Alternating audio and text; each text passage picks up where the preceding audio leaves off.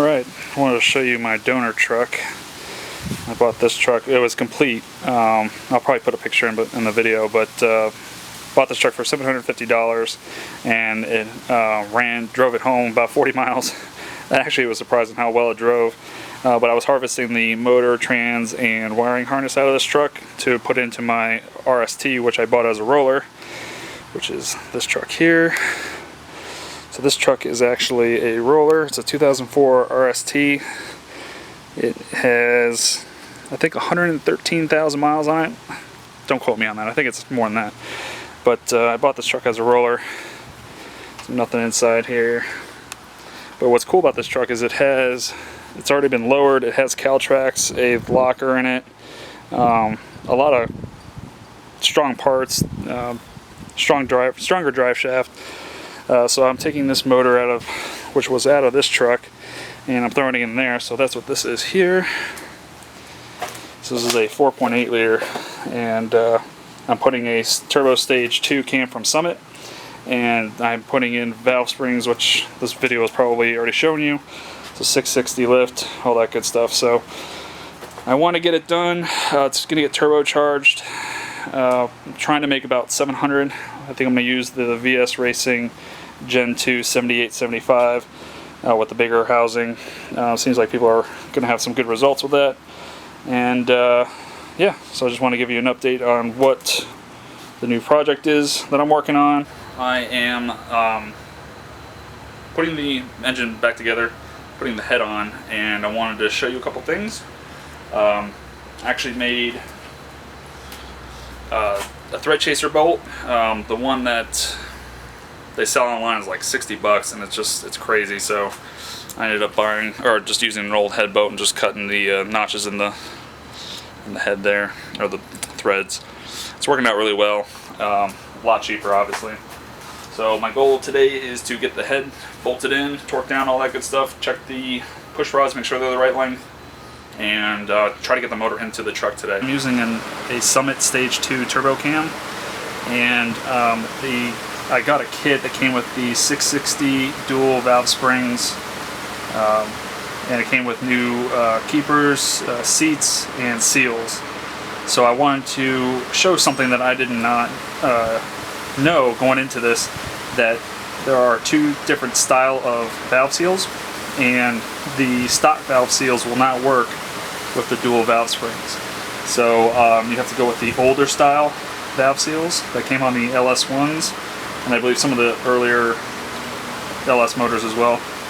But these are the top hat style seals, and I'll show you that in a second. But I also wanted to show you how to replace valve seals, or valve springs. Most of you probably already know how to do that, but I figured it'd be a cool video, so I will show you now. We'll see. So I got this dual valve spring tool, which is pretty sweet. I've used other cheaper ones in the past, and the stud wears out after one head, even when you're lubricating them. So this one was pretty cool because you can do two valve springs at the same time. So we're going to tighten this down on the rocker studs. And then we're going to take our, it goes over that.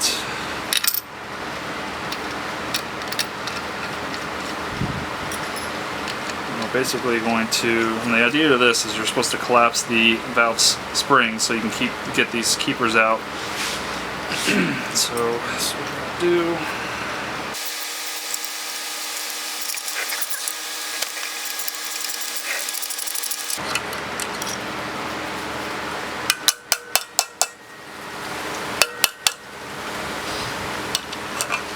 What I just did there is I basically hit the side of the valve spring, because these keepers sometimes get stuck and they don't release. So before you go too far, because if you do that, sometimes they'll tend to pop out. So before you go too far down, just give it a quick smack and then pop right up.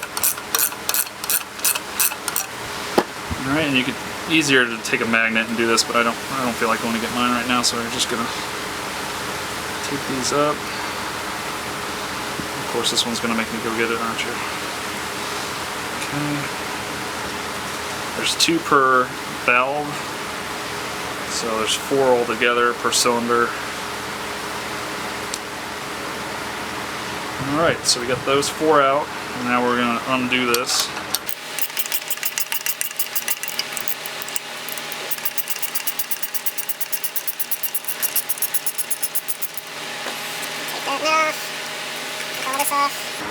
The valve springs can come out. It comes out with the hats on there too. So let me take this out of the way so you can see this better.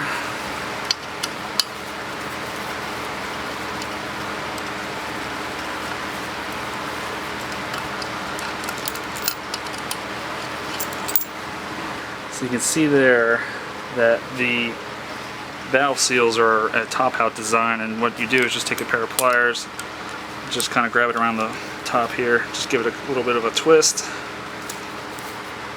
try not to hit the valve, and then pull right up.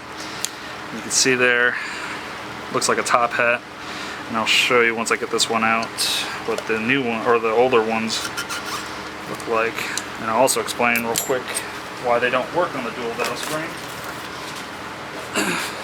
So with this down here, the spring goes on top. It actually compresses the inner valve spring and preloads it, which is no good. So it hits this little ridge here, which is a little bit wider in diameter than the rest of the seal. Now they do make top hat seals that will work with dual valve springs, but the ones that I came with my kit are basically the old style. Let me show you the difference between the two. So here is, I don't know if you can see this on, let me see if I can see this on camera. So here is the new style, and then that little one here is the older style that came on the old valves, or older LS motors. And this one doesn't interfere with the dual valve spring. So the kit I bought came with these new seals here. So, but I wasn't even planning on reusing them or using them in the first place. But now that I understood this, it makes it a little easier. So, alright, I'm going to lift the head and take the valves out.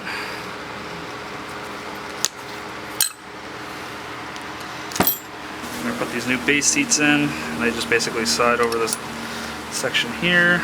I'm not quite sure if that's the correct name for those, but they're the bottom that keeps the spring from moving around.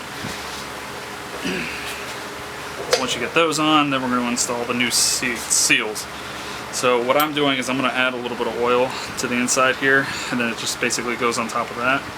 I'm going to show you a trick I learned, an easier way to put these on, because they do go on pretty tight. I put oil in there, lubed up the inside. We're going to make sure you get it on straight as you can. Just kind of press it down with your thumb. Get it started.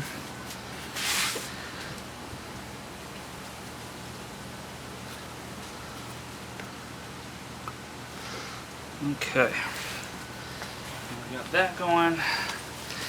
What I'm using to put these in is a 12mm 12-point deep socket, and it just goes on the very edge. It doesn't mess up with this inner seal part, it just goes right on the collar here, and then you're able to press it down. So what I'm taking is I believe this is a water pump bolt, 17mm angle here, and I'll just kind of screw it into the rocker stud here. Alright, so we're going to take your socket and go right over the edge there. Okay. We're just going to gently press down. Now I couldn't get these to seat all the way using this method. I actually had to bang it in the last maybe 1/16 of an inch. So what I've been doing is just going slow, making sure this is perpendicular and straight, and just kind of pressing it down until I can't really anymore. I'll just take the socket there and just use something to just bang it in.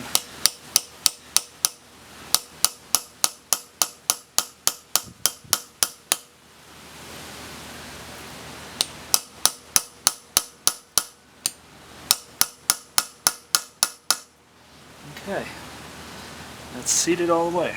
Perfect. Alright, so we're going to install our valve springs. So we're going to insert the valve springs over the seals. As you can see, they don't interfere at all. So we're going to put the stud. Put that down. Make sure